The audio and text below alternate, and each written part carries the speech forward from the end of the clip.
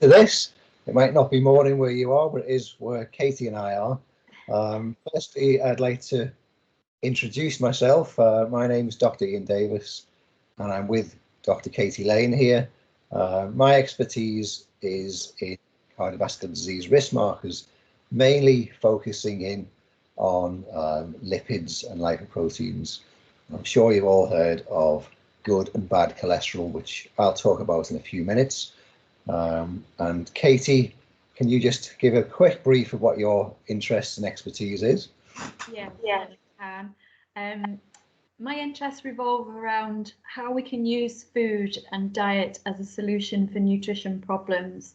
So perhaps how that relates to you. If we've got a person with increased cardiometabolic risk, how can we adapt their diet to improve those risk markers? Fabulous, and that's exactly what we're going to talk about today. Well, first of all, let's have a look at some of those risk markers. And I'm just going to share my screen, so hopefully we can see this. Yeah, I think so. Yeah, okay, so we can both see the screen now. So, as I mentioned before, I'm sure you've heard of the good and the bad cholesterol. We've got the ugly as well, but I'm not going to talk about that one today. So LDL cholesterol is often referred to as the bad cholesterol, and targets for the sort of normal, healthy people, normal population, should be less than 3 millimoles per litre. And we've also got the good cholesterol of HDL cholesterol, and in males this should be over 1, and in females over 1.2. Just a brief on why they're good and bad, which is a term I don't particularly like, but it's a term that's used quite often. And the reason it's considered LDL is considered bad is because the LDL can get inside the arteries and start the process of something called atherosclerosis, which ultimately leads to a narrowing of the arteries and can lead to cardiovascular events such as heart attacks. The good cholesterol, or HDL, it's actually the HDL particle that's good, because that gets inside the arteries and takes that cholesterol away, because there's a need for cholesterol for this atherosclerosis to occur. So if HDL cholesterol is high, it's a good indicator it's doing its job well. There are other markers as well, triglycerides. These are the fats that circulate around the bloodstream, and ideally should be less than 1.7 in the fasted state, or less than 2.3 after consuming some food. There's some relatively novel markers. They've been around a while now, but maybe not too familiar. There's the non-HDL cholesterol, which means all the particles that carry cholesterol that are not HDL, and there's some other particles such as LDL, VLDL, and some other particles there that they all got the potential to be causal for cardiovascular disease. So sometimes now the more common use is using non-HDL cholesterol, and that should be less than 4 millimoles per litre. And then there's ratios used in some of the risk scores, such as Q risk, which I'll give a link down. If anybody wants to check their own risk out, you can go on to Q risk, and that uses total cholesterol over HDL cholesterol ratio, and that should also be less than 4. And there's some other links there. There's the NHS link that pertains to cholesterol levels, but we've also got the latest from the European Heart Journal, which was published last year. So I'm guessing what we need now is, what do these mean in terms of diet? Yep. So if I was to come to you, Ian, and I had some elevated markers, say maybe for low density lipoproteins, what sort of dietary solutions could we look at to improve those markers? Yeah, so the general consensus at the moment, and this is pretty much worldwide, is to focus on a Mediterranean style diet. These diets consist of what we consider good oils, monounsaturated fatty acids and polyunsaturated fatty acids, such as olive oil and oily fish, maybe once a week. And other constituents of the diet would be a high intake of fruit and vegetables, whole grain carbohydrates, and a focus on more low-fat dairy products, and lower intakes of red meat. But good to hear there's some moderate alcohol intake in there. That might just keep us a bit happy. Yeah. And where's this coming from? The data on this goes back a long time. It started with Ansel Keys's work with the 7 countries studies back in the 60s and 70s. But more recently, we've got the Predimed study, which is one of the studies that shows that the relationship, the causal relationship with diet and actual cardiovascular disease endpoints. That means actual events such as heart attacks. And this study was a randomized control trial that compared Mediterranean style diets, high in nuts or high in olive oil, compared to a control diet, and showed favorable effects on actual cardiovascular events, so a reduction in heart attacks and strokes and things, but also in the markers that link with those events, which we've just been talking about, the LDL cholesterol and so on. So this is the diet really that's been promoted worldwide to reduce the level of LDL cholesterol, which therefore reduces risk. And it links to the target of keeping saturated fat levels down to around 10 to 11% of energy intake. Well, looks really good. Very healthy and a great dietary pattern to follow. Yeah, and it links to our. It does. Okay, it totally links to our kind of guide. So we say it's a Mediterranean style diet. Yeah. Rather than an exact Mediterranean diet, because there's no one Mediterranean diet. It's got those foods and food groups we talked about in the previous slide. So the link to the Eat Well guide is a good place to go if you're concerned about your diet or want to make any changes. This is where we would recommend you to go as registered nutritionists. This is where we recommend you to go.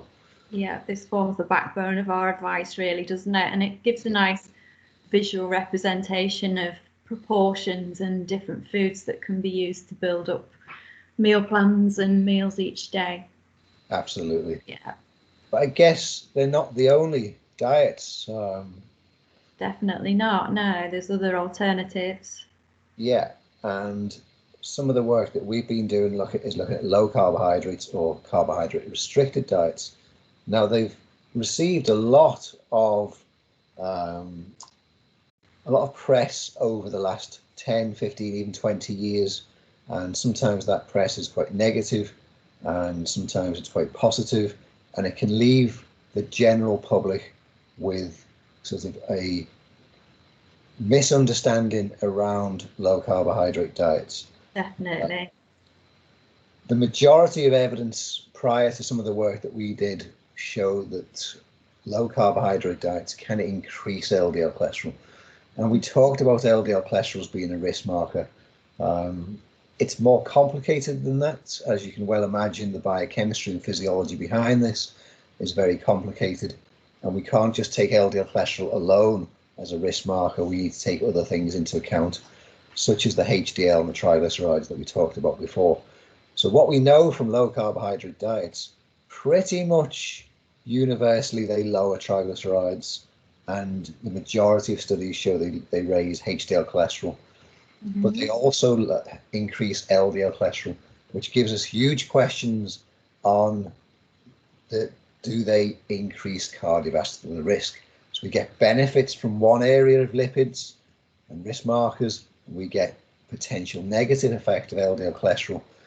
And there's not real clarity on this yet. We need to do more studies. We looked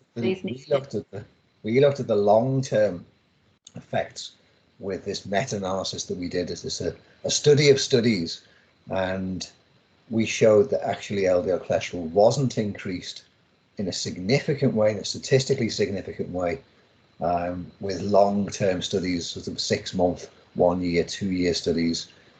But the question then arose, if you do ever decide to read this study, the question arose on whether this is down to compliance. Yeah. So after doing a 6-month study, compliance starts to waver, and maybe it's no longer a very low carbohydrate diet and more of a moderate carbohydrate diet. And at the beginning, the dietary fats and saturated fat percentage may have been high, but towards the end of the diet, they may have come back down. So that's affected the LDL cholesterol levels. So this is the reason I think there's still big questions on low carbohydrate diets. We need some more studies, some more randomized control trials, and we need to look close at the mechanisms on, does it affect risk or does it not? At the moment, we have people who favour low carb diets in the nutrition community, and people who don't, and that may stay for quite a while until there's more studies to focus on LDL. Yeah, it's definitely a very polarizing topic in the nutrition world, isn't it? Yeah, and here's another one that Katie's been working on that's very polarized as well, amongst the general public and I guess amongst nutritional scientists as well, is the vegan diet. So Katie, can you tell us a bit about the vegan diet and its popularity? Yeah, this is an area that I've been interested in for a good amount of time, probably about the last 7 or 8 years, after doing my PhD. And it's very topical, as you say, at the moment, the vegan diet. A lot of people are adapting. The most up-to-date research suggests that there are about 600,000 vegans in the UK, and that's gone up by 4-fold since 2014. We also have these special event months, Veganuary, you may all have heard of, where we're encouraged to go completely plant-based for a month in January. People have different levels of knowledge about the vegan diet. So just to give a quick definition, with the vegan diet, rather than plant-based eating, the vegan diet excludes all animal-based products completely from the diet. And that can be surprisingly difficult. So you might think, yeah, removing all meat, that's fine. But also removing all dairy and eggs, in most cases honey, and certain other foods like figs and avocados as well. Now, this presents a problem, Katie, in terms of various nutrients, nutritional intakes. Does that present a problem? It does, yeah. So the removal of all animal products, if the diet isn't well adapted and supplementation isn't considered, can cause some problems. And it alludes to this on this Vegan Eat Well guide, which has been produced by the Vegan Society. I actually really like it as a visual guide. It gives the proportions and it matches well with the Eat Well guide. But if you look in the bottom left-hand corner, you can see that there are some nutrients of concern that have been identified by the Vegan Society. The first one is omega-3 fats, and we've done some research on omega-3 fats in the vegan diet. In this case, there's a suggestion that plenty of walnuts and ground linseed oil in the diet. But moving further on from that, we would suggest from our research that a preformed algal oil supplement would be the best way to maintain a good omega-3 index if you're consuming a vegan diet. The other nutrients of concern we can see here are vitamin D, which is mainly found in animal products and dairy. So milk and eggs, vitamin B12, which again mainly found in animal products. You can get these by supplementation or fortified foods. Vitamin B12 is a particular concern in terms of vitamins because it's normally only sourced from animal products. So even if there's a supplement, then it's sourced from animal products. If you like Marmite and copious amounts of it, then you might get enough vitamin B12 on a vegan diet, or Red Bull has a source of it as well, but not ideal. Iodine is a particular issue as well because iodine can only be obtained from seafood and milk. So it's important to get a good fortified plant-based milk with iodine in there, and also selenium.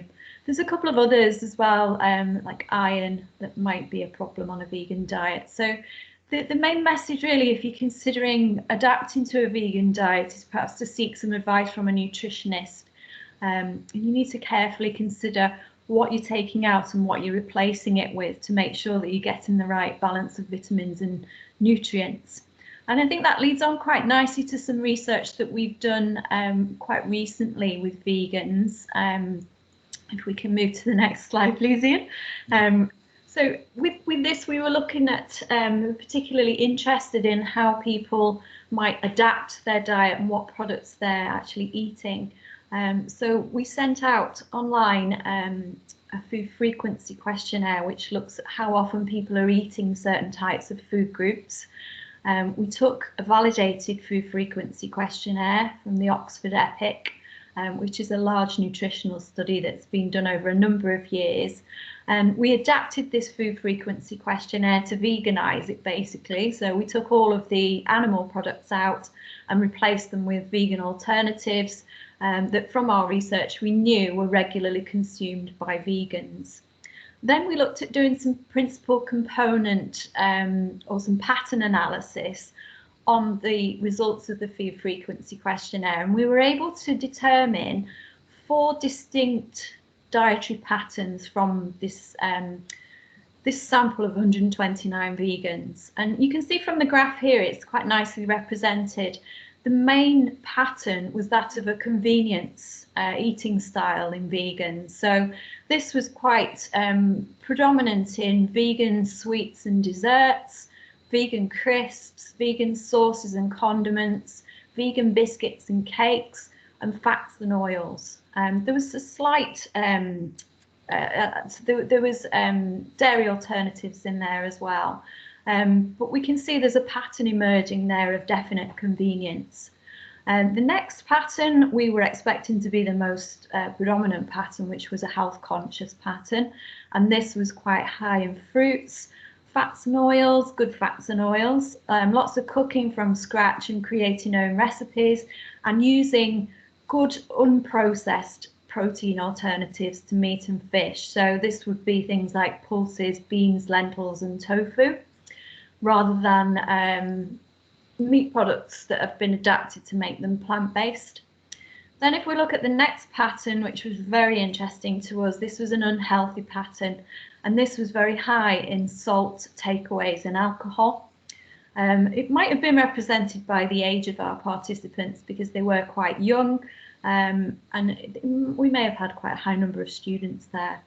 The fourth pattern that we found was really a traditional vegan pattern, and this is what we were expecting to be the main pattern, I suppose, but it was the fourth.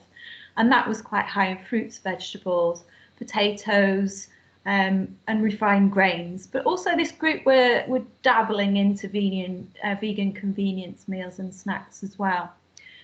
So some quite interesting findings from this research, where perhaps it dispels some of the myths about vegan dietary patterns. There are some very healthy vegans out there, but there are some vegans perhaps that need some more advice to help adapt their diet and take out the processed food element that could be leading to an increased cardiometabolic risk. So it could be increasing some of those markers that you were talking about earlier on. Just about to ask you that question. I'm guessing that the convenience one and the unhealthy one may not be the best, may not be the ideal if we wanted to keep those markers in the kind of normal ranges. And certainly not following the vegan eat well guide that we looked at on the previous slide. There's a lot of convenience foods in there, there's a lot of takeaways, and because the vegan numbers are increasing, the food industry are responding to that, and obviously they will do. So there's a big area for further research that's needed. And that's what we're working on at the moment. So we're actually looking at nutrient values of some of these new vegan products and takeaways that are available now. Okay, I think we've nearly finished here, and we just do some concluding remarks. So just scrolling back up to here. So from first question that Katie asked me, what would be the kind of the best approach to look at how you're going to keep those lipid markers in the right range? and we recommend the Eat Well guide here. And if anyone was going to deviate from those Eat Well guide, which a low carbohydrate diet is an extreme deviation from the Eat Well guide, or to go down the vegan route, is to take caution and speak to a registered nutritionist or a British Dietetic Association dietitian. They're the two professionals who'd be able to guide anybody if they wanted to go down the routes of something alternative.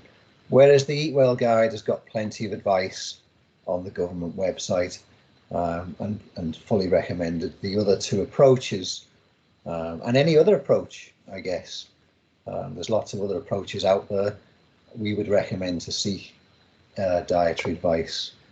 I'm just going to stop I'm going to come out of the share. I think just to let Katie make any more concluding remarks, if there's anything she wants to add to that one there. I think you've summed it up really nicely. I think our contact details are available if you've watched this and thought, oh, I'm really interested in adapting my diet, or I'm interested in looking at some research for this. So please do feel free to get in touch with either of us. We'll make our email addresses available so you can do that. I think that's everything from me. Yep. Yeah, and both Katie and I are working on both of these topics, both low carbohydrate and vegan diets. So hopefully we'll be publishing in this area over the next few months and years. So keep an eye out for Twitter, because we'll be posting our findings on there. Okay, so thank you everyone for listening. Thanks everybody. Maybe look out for the next time we do one of these recordings. Okay.